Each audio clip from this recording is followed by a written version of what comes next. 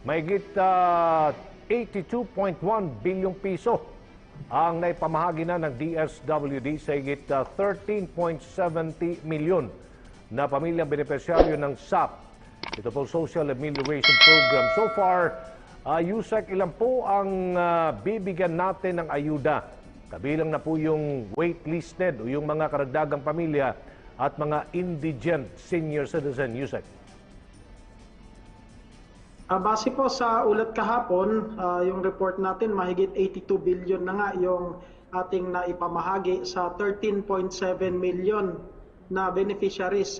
Ipinaabot po natin ito sa kanila sa pamamagitan ng manual at digital payout.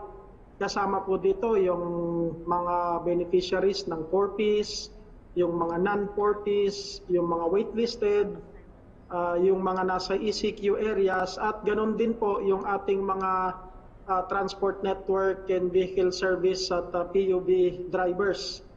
Ngayon po ay umaabot pa rin sa mga 400,000 na lamang ang mga beneficiaryo na dapat mabigyan o mapaabutan ng ayuda. At makakaasa po kayo na kayo po ay makakatanggap ng ayuda na ito dahil ang pondo naman po nito ay nakalaan na at earmarked na po ito para sa inyo.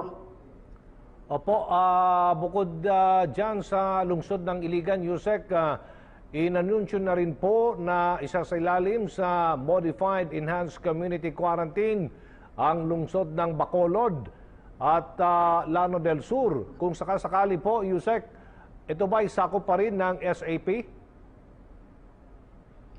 Ang Bacolod po ay kasama na talaga yan sa second tranche na babayaran natin sa SAP sapagkat siya po ay nakasaad doon sa Executive Order number 112 dated May 1, 2020. At bagamat po nais din natin sanang matulungan yung lungsod ng Iligan sa Lanao del Norte ay hindi po sakop kasi ng second tranche yung lugar na ito. Kung kaya't maaari na lang po yung mga talagang nangangailangan dito ay mag-avail sila ng ibang programa ng DSWD katulad po ng assistance to individuals in crisis situation na maaari naman pong makatulong sa nangangailangan ng medical assistance at burial assistance, educational assistance at yung iba pa pong mga pangangailangan nila. Kasama rin po dito yung social pension para naman sa ating mga indigent senior citizens. Ang ating DSWD Field Office 10 at DSWD Field Office 12 po ay nakahanda ring umalalay at magbigay ng resource augmentation base sa magiging request ng pamahalang lokal ng nasabing lugar.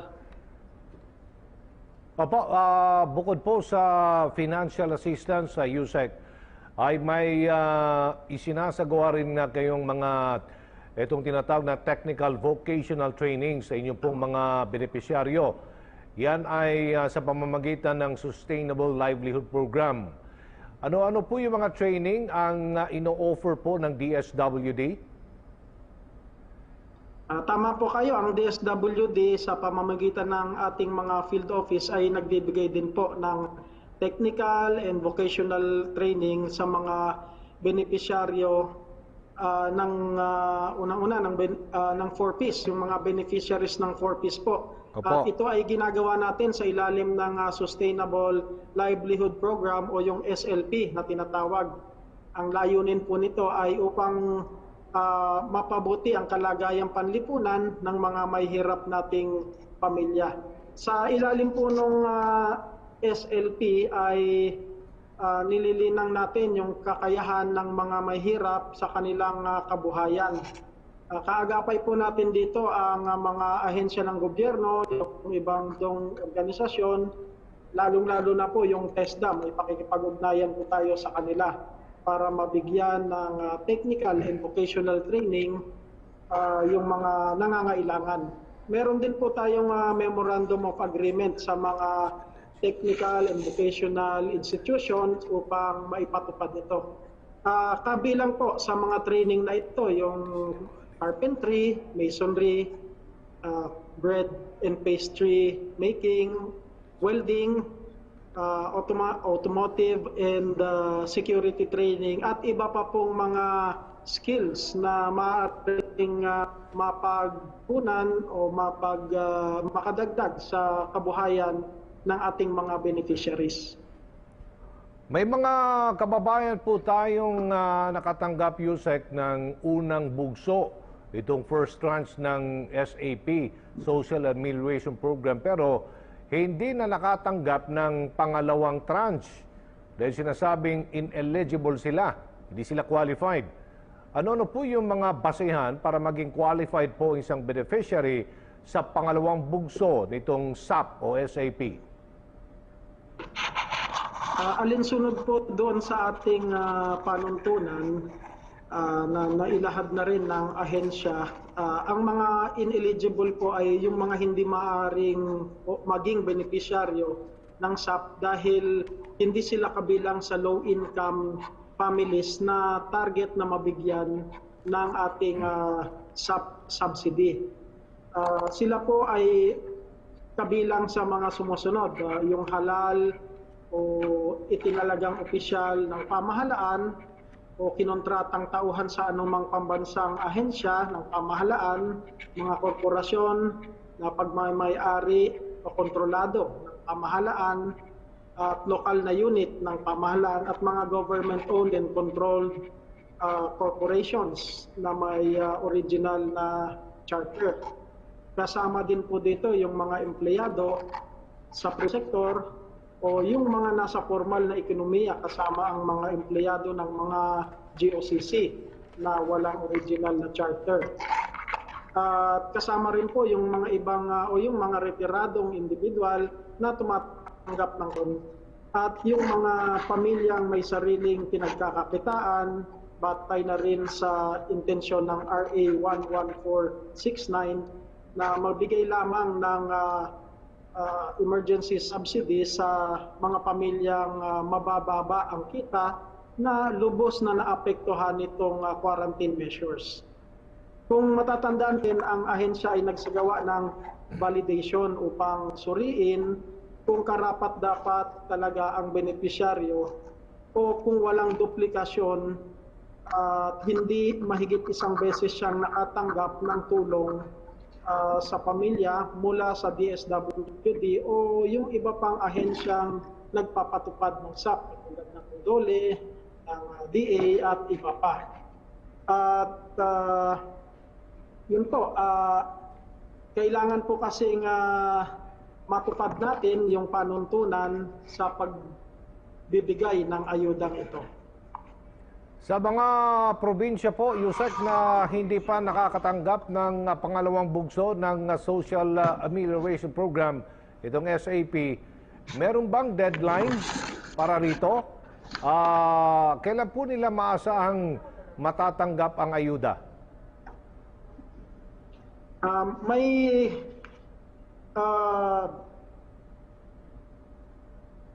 May clean list po tayo kasi na ginawa, no? At ang lahat po ng lokal na pamahalaan nakabilang sa second tranche ay malalaman natin mula dito kung sino-sino yung mabibigyan ng ayuda sa kanilang lugar.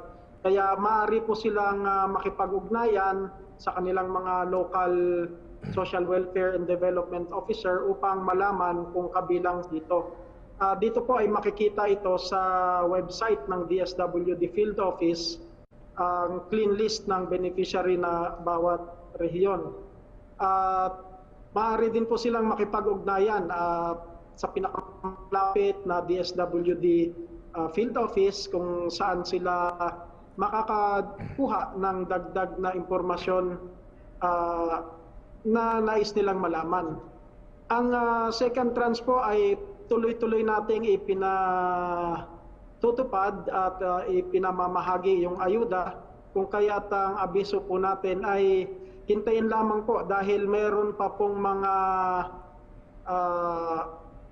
iba na beneficiaries na kulang pa rin po yung kanilang information na na-submit, kung kaya't ito po ay binabalidate natin at tuluyang tinatrabaho upang maibigay sa kanila ang ayuda sa lalong madaling panahon.